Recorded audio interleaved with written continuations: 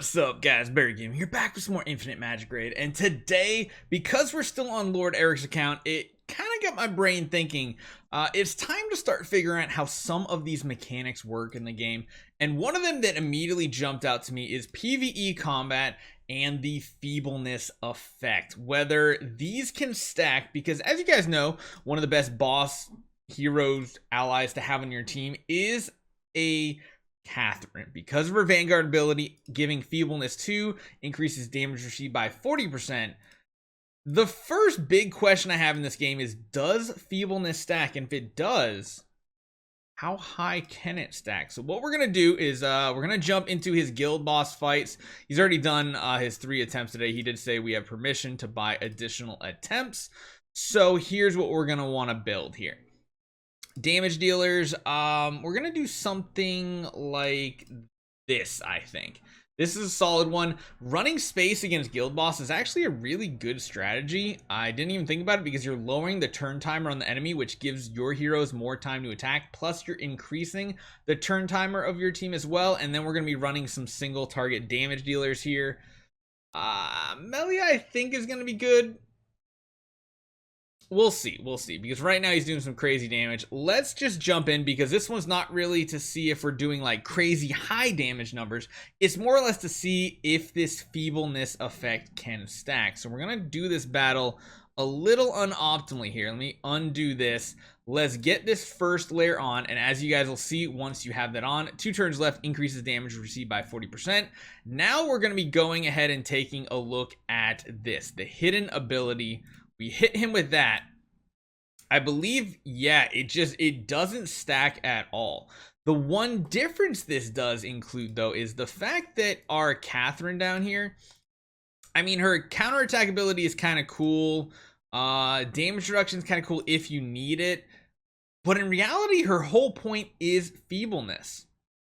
If you're going for a Lucifer, you could probably drop your Katherine from your lineup, considering this Feebleness 1 is not going to have any effect. And then, of course, when you do get him to exclusive 1, so again, you're going to need 150 mythic shards total, 100 to get the hero, 50 to level up his exclusive 2 level 1. Then that happens. I don't know. The next big question I have is, I don't know if their abilities will stack if they're both Feebleness 2, but that's something we'll have to test down the road. Let's see what we can do for damage here. Let's try to get some defense downs going, get some good damage ramping up. We didn't do the auto turn, but I guess we'll get the counterattack running. Let's see how much damage this does, because of course we have both the defense down right here from the Mave, and we have the increased damage. So let's see what his active ability actually does. 1.4. Let's see what hers does. That's a lot of damage. I'm interested to see how this plays out. Now, this is not going to be a very optimal run overall, because we did not set an auto battler up for this. And doing an entire guild boss battle by itself, like manually, that is something that's a little annoying. But we'll see what our damage looks like. I don't know if he actually kills the boss. I'm leaning towards yes. Because this is looking like some crazy damage right here, especially anytime Lucifer is attacking. Let's watch it. 79%, 78% coming up here. Okay, so it is slowing down a little bit. That attack has some good hitting potential. He did get stunned, but he came awake again. This is interesting. I don't know if he actually kills the boss. Granted, with a better team setup, he probably does. The question is Katherine worthwhile if you even have a Lucifer? Because like 20%, you could put a whole nother damage dealer in, and while your other 3 heroes aren't doing 20% more damage, you're getting an entire another like single target damage dealer in your team, and just run space for the turn meter manipulation. I don't know. Maybe Lord Eric will let us jump on a few more times in the future, and we can test different PvE guild boss setups to see which one actually does the most. We're about a little over halfway. I don't think we're going to be taking his health all the way down. I'm really intrigued, though, to see how Horus performs in the future, with his big active ability doing some crazy damage numbers.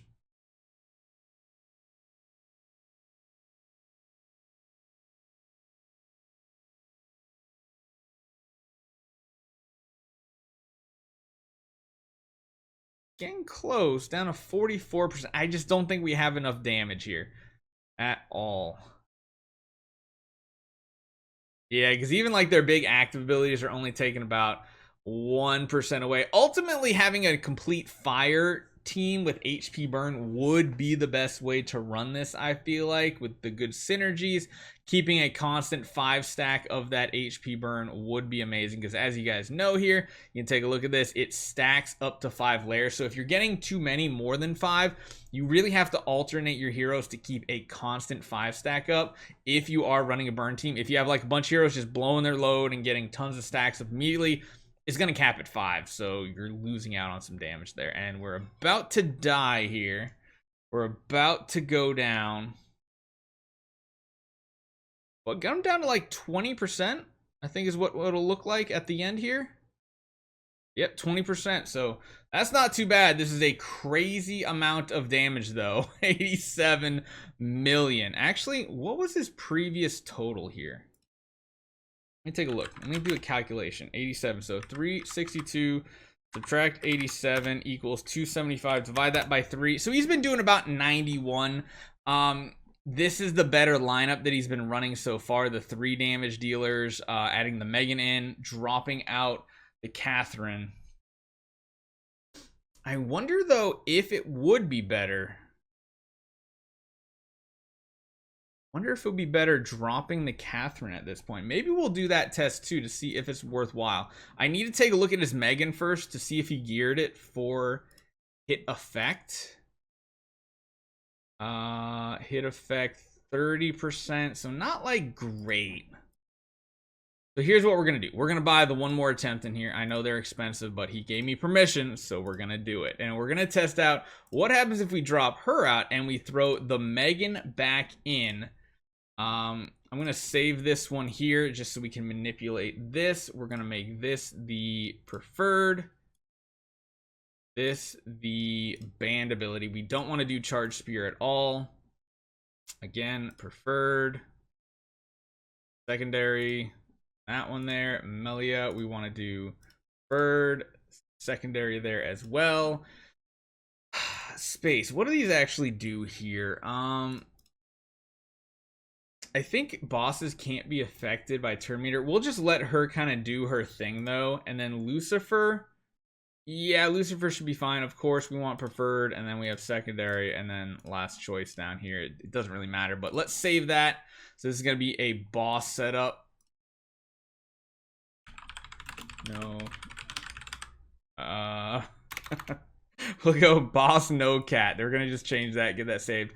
Let's run this one and see what type of damage we do without Katherine, but instead with a 4th single target damage dealer, because it looks like he was averaging somewhere around 91. We did 87 with Katherine. What happens now if we run this team?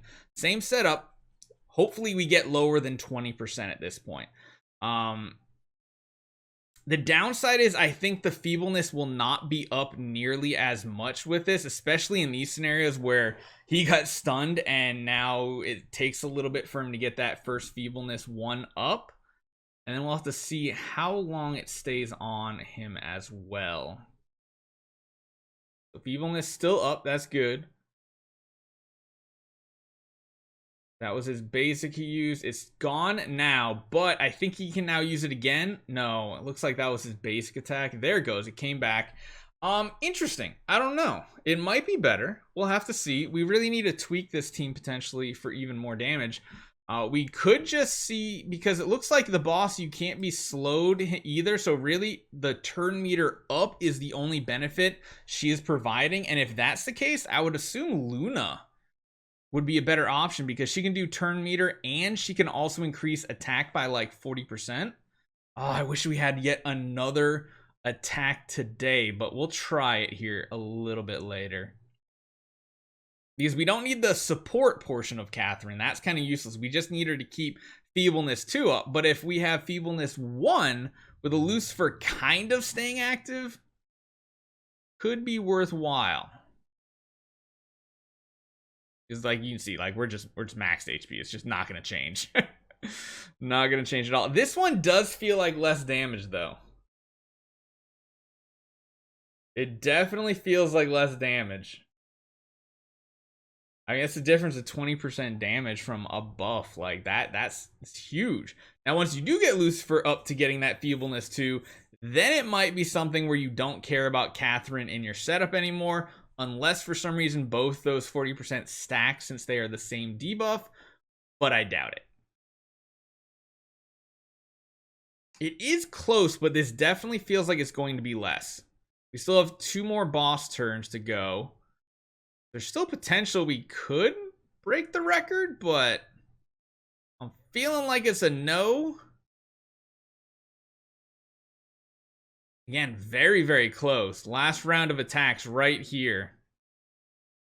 Yeah, it is less damage, 84. So it's not a significant loss though, but if you are gonna have like another damage dealer, probably worthwhile. We'll have to see though, but that was the comparison to see first if Feebleness stacks, second which one is actually better. Let me know what you guys think. Hopefully you guys enjoy this one. We'll be featuring Lord Eric's account a lot more to show you guys some more end game stuff so you guys have better ideas of goals that you want to try to get to, especially with certain hero builds, what mythic hero to go for, what they can do, what they can't do, all that fun stuff. So make sure you guys hit that subscribe button. See you guys next time.